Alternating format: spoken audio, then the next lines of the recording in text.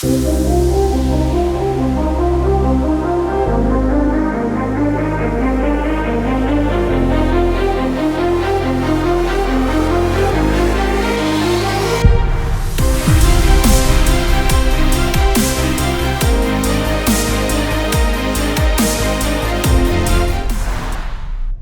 is an industry that has as its primary motto resilience.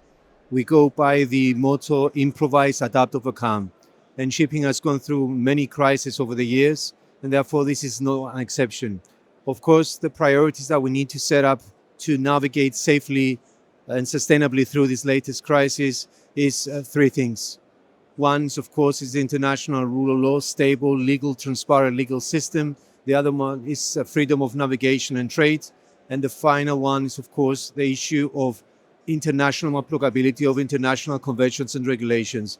And these are the priorities that the International Chamber of Shipping, representing 80% of the commercial fleet through its 42 national shipping associations, is focusing the last year or so in making sure that we navigate safely through this latest crisis that we're going through.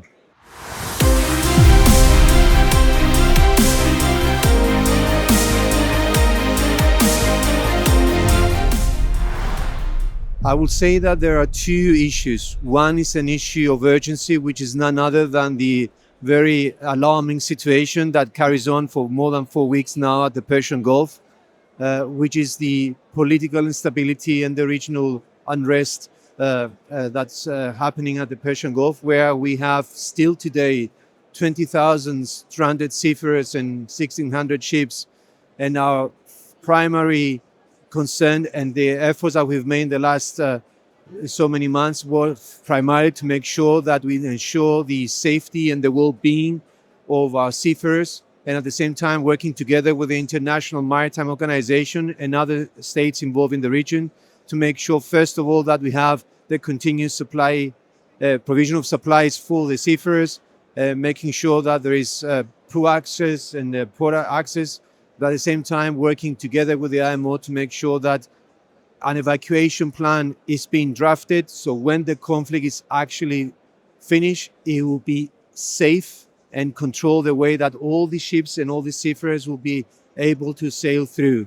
And of course, finally, after that happens, we need to make sure, and we welcome initiatives from a number of governments, instigated by the United Kingdom and France and others, to make sure that they will facilitate the safe navigation through this after it is actually declared safe to do so. This is the first priority. But the main issue I think that everybody talks about and is concerned is the erosion of international regulatory framework.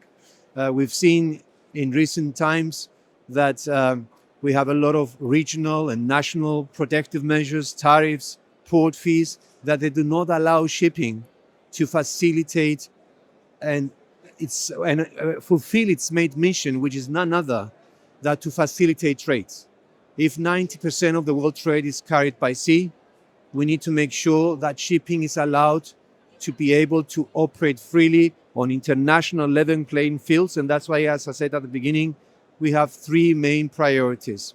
It's a stable, legal international regime, one rule book for everybody. Second is to make sure that we have the freedom of navigation and freedom of the seas and trade. And finally, it's a globalized, harmonized international implementation of the regulatory system in order to allow shipping to continue facilitate trade. And all these measures that we see, unilateral or regional, do not allow shipping to operate, and therefore this increases cost, safety issues, and at the end of the day, these will be passed on to the end consumer. So I believe that this is an issue that is being addressed, not at Posidonia only, but all over the world at the moment.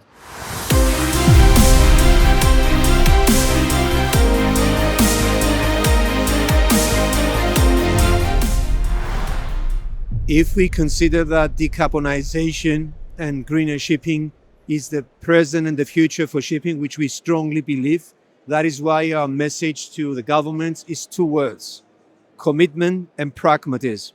Commitment that we remain committed to the huge investments that the industry have already made in trying to find alternative fuels and greener technologies to use.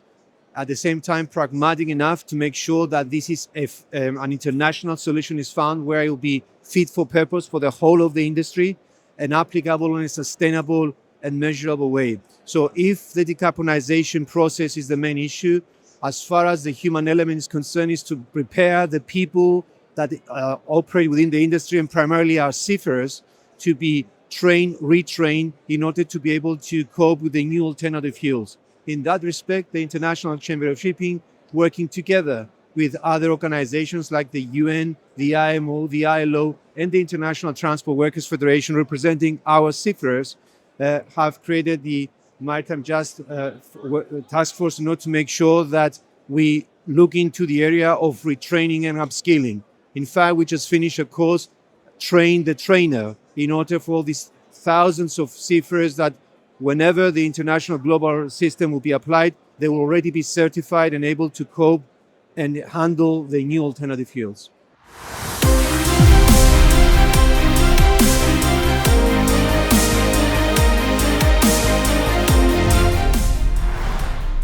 I guess I'm quite biased because I've been in the industry for 34 years.